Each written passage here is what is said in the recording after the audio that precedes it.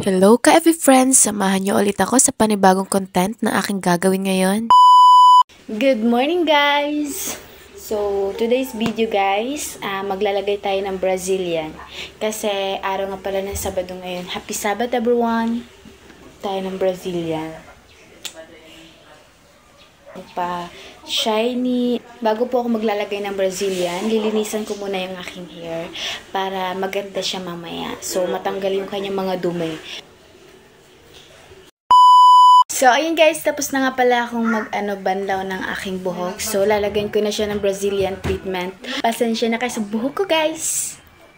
Sa mga oras na yan, maaga nga pala akong nagising kasi nakaplano na sa akin yan nung Friday pa lang na maglalagay ako ng Brazilian para na maging shiny ulit ang aking buhok. Alam nyo ba guys na nasira tong buhok ko? Kainitan nata kaya maglalagay ako ng Brazilian ngayon para kuminang ulit siya at mag-shiny. Pwede nyo din to itry guys sa inyong mga buhok sapagkat hindi lang din to nagpapashine, nagpapalambot din to ng ating mga buhok. Pang treatment po siya ng ating mga buhok guys at ibababad po natin siya ng 20 minutes at pagkatapos din banlawan po natin at i-blower din po natin pag may blower tayo at kung pagkatapos po natin mag-blower, plansyahin po natin kasi maganda siya sa buhok natin lalo na pag nakaplansya. Lalo na yung mga rebonded dyan, lagyan nyo ng Brazilian. Ang kinang talaga ng buhok at hindi lang siya ma-shiny guys, mabango din po siya sa ating mga buhok. At pagkatapos nga po pala dyan, naglagay na ako ng makeup dyan at nagmamadali nga po kami sa mga oras na yan kasi medyo tanghali na din. At yan lang yung ganyan lang din talaga ako mag-makeup sa aking mukha. Yan, mekos-mekos na yan. Hindi talaga ako marunong mag-makeup sa totoo lang. Kasi masanay talaga ako guys na pulbo lang tapos lip tint. Okay na yun. Ganun lang talaga ako. At ayun guys, sa mga oras na yan, nagpicture muna ako. Hindi talaga mawawala sa atin yung picture-picture na yan, di ba? Hayaan nyo na yung video ko guys na nagpipicture-picture. At least ako ito nagpo-voice over. Ay na nga pala, tapos na nga pala ako dyan mag-makeup. Napapansin nyo naman ang aking katawan, lumulobo na talaga. At hindi ko alam kung paano talaga paliitin yung katawan ko. Ay ambot, ang sarap kasi kumain eh. Pero hayaan nyo na guys, at ayan nga pala, paalis na kami yan. Ayan, may pagganyan-ganyan pa model-model pa tayo. O ano na, kunin nyo na akong model guys. Ayan, para hindi naman ako mag-model-model dyan sa cellphone lang. Char lang, baka naman tutuhanin nyo guys ha. At pagkatanghali, nagtatambay-tambay muna ako dyan at inahantay kong mag-sundown na kasi may balak akong manguha ng mulberry. Ayan na nga pala, nanguha na nga pala ako sa mga oras na yan. Sundown na yan guys ha, baka ano naman sabihin nyo dyan.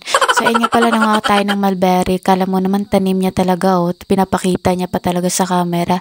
Alam nyo guys, ang daming mulberry dyan kaya naisipan talaga naming manguha kasi paborito to ng kuya at ate ko. So ayan, mangunguha tayo ng mulberry kahit hindi natin tanim. Alam mo, in fairness lang talaga sa taga-video ko guys kasi hindi magalaw yung camera niya. Alam nyo, kung ako pa yan, kung ako pang nagbibideo sa akin, ano daw?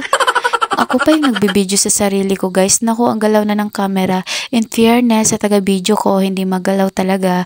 Kung napapansin nyo naman, kahit naglalakad siya, ganun pa din yung ng camera. Ibig sabihin, hindi talaga magalaw yung kamay niya. Ibig sabihin, hindi siya pasmado. O sino ka dyan, diba? Kaya kung ako sa inyo, maghanap kayo ng taga-video hindi pasmado. Hala, sino ka dyan may taga-video?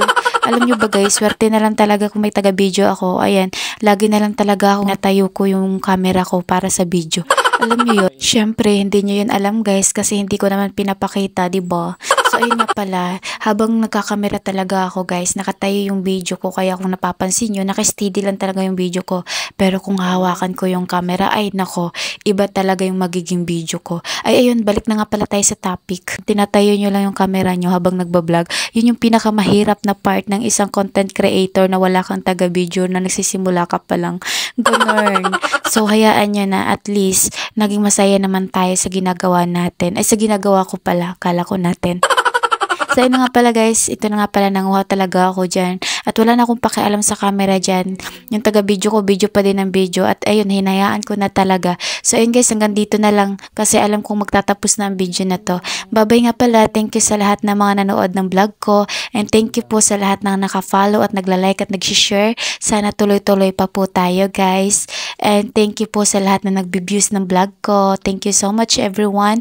Sana madagdagan pa po tayo. And sana tuloy-tuloy pa din yung pagbablog ko na ito.